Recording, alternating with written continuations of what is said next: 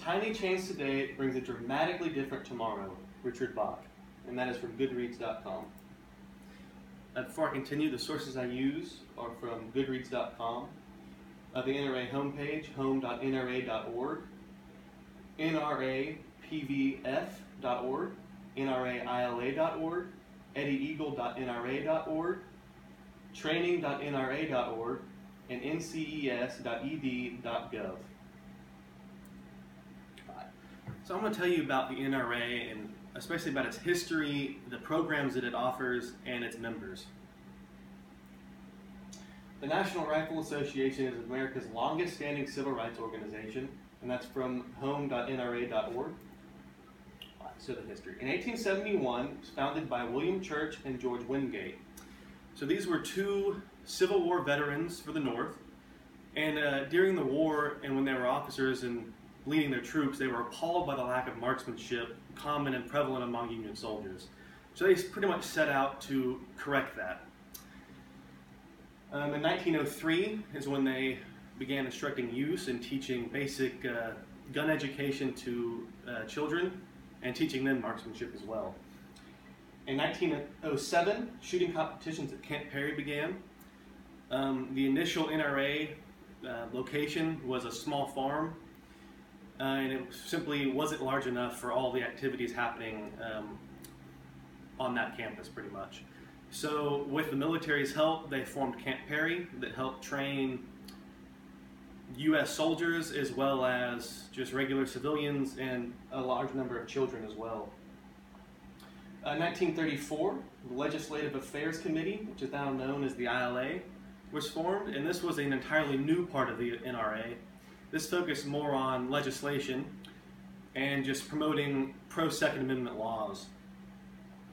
During World War II, the NRA actually amassed several, I think 7,000 guns exactly, to send over to the United Kingdom because the UK in the prior years had pretty much disarmed most of the citizenry. So there was a great fear of Nazi Germany actually invading over across the English Channel and invading mainland UK. So they were begging the United States for guns, and the NRA stepped up to help send several over. In 1960, the NRA Police Firearms Instructor Certification Program, and this was basically police just weren't well trained enough at the time. They had very little marksmanship training.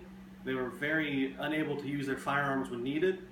So the NRA just founded a program purely based on licensing instructors so that they knew how to train others, and then they would go off on their own and train police.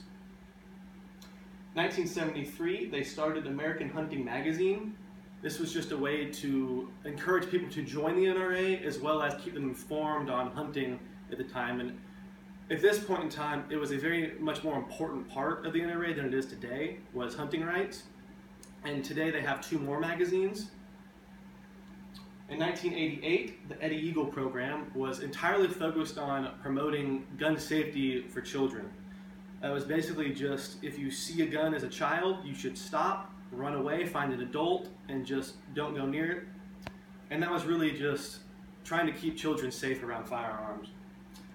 In 1990, the NRA Foundation was created, and this was so that the NRA would always live on to do good things in the gun community and promote gun safety and gun education. This is separate from the main part of the NRA. This is a separate donation part. And you just have to go and call or go online, and it's the funding that it receives is strictly from donations, whereas your membership dues, for example, have no effect on that part of the NRA. And then a historical moment in the NRA history was during Katrina. The government was actually sending the National Guard to confiscate private firearms.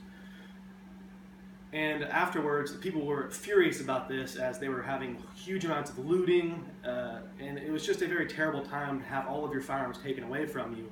So the NRA went after the legislators to try to get the Disaster Recovery Personal Protection Act of 2006 passed. Thanks to the NRA, almost solely them, they managed to get enough traction to get this passed through the legislation, and it really had very little chance of passing without the NRA's full support. The NRA has historically had countless programs.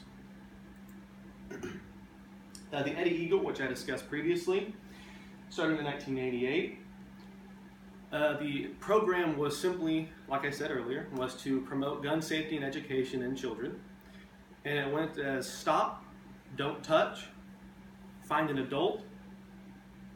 And it really was just, so no matter what happened, if a kid was not educated on firearms, and even if he was, if there was ever a time when you as a parent were not with your child and he came across a firearm, so whether it was loaded, unloaded, didn't matter. As long as there was a firearm there and it wasn't attended by an adult, the kid knew how to go find an adult and be safe around that firearm.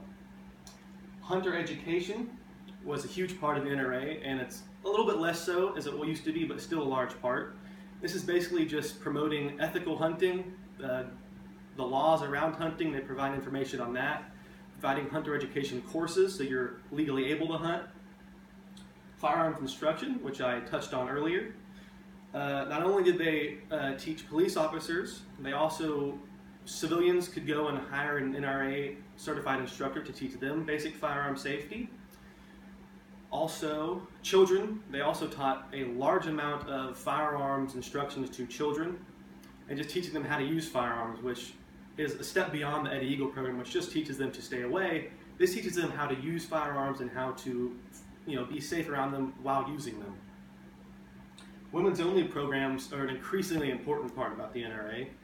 This is solely focused on women, clearly, and it's trying to get women into the hobby, and women are a prime target for, they're a prime target for crime because they're typically slightly weaker and are unable to defend themselves historically and today.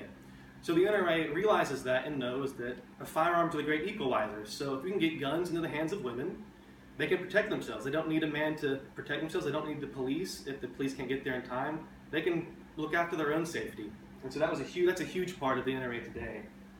Gunsmithing and police armorer classes. This is just to promote gunsmithing and police armor, obviously, but it's to promote a business way to keep into the firearm community. So if you ever want a career path focused on firearms, you can learn basic gunsmithing through them. And again, they teach police armor classes, which is trying to teach the police how to keep their firearms in tip-top shape so that they never have malfunctions while using them in duty. So my personal experience with an NRA licensed instructor. Me and my girlfriend were first moving to college, and she felt a little weary about living on her own in a trailer park. So she wanted me to teach her how to use firearms, and I taught her the basics.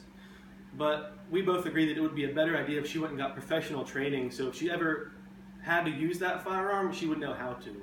So we went and found an NRA licensed instructor, and he was fantastic. He taught her from the basics to a little bit more advanced on how to use it in a defensive situation, how to be safe with that firearm, how to use that firearm. And she feels much safer as just a person living on her own, knowing that she knows how to use firearms. I discussed the history and programs of the NRA, but none of it would be possible without the members. There are 5 million members in the NRA, and this graph here shows in the National Rifle Association, there are 5 million members, and the next 3 largest gun control, which are the opposition to the NRA, is the Brady Campaign with 600,000 members, the Coalition to Stop Gun Violence with 100,000 members, and Everytown for Gun Safety with 130,000 members.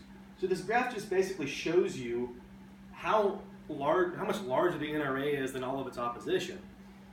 And this is where it gets all of its power. Gun control advocates like to claim that it's just they have money and they bribe politicians, but that's not true. Their lobbying only works because they have the voting power of as many as 5 million members at any election.